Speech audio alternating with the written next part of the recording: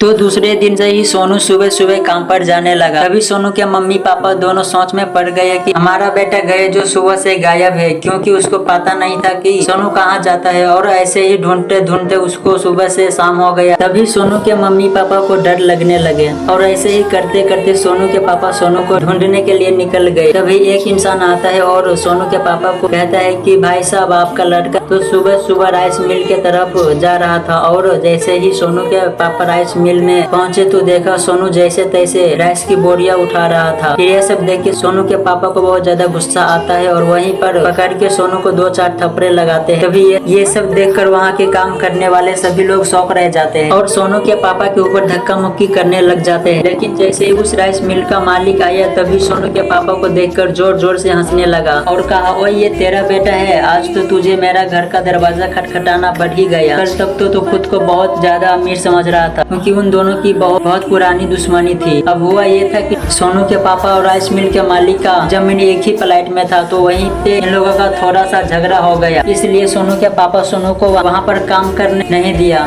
फिर जैसे ही सोनू के पापा सोनू को लेकर घर आए तभी सोनू के पापा उस पे बहुत ज्यादा गुस्सा होकर पूछा, तुझे क्या मजबूरी थी जो तुझे उस मिल पर काम करना पड़ा। फिर सोनू ने जो बोला उसे सुनने के बाद मैं तो क्या तुम भी नहीं कभी सोच सकते। और हाँ, जिसको भी पार्ट 3 चाहिए वो कमेंट में लिख देना पार्ट 3। और हाँ, फॉलो भी ध्यान से कर लेना।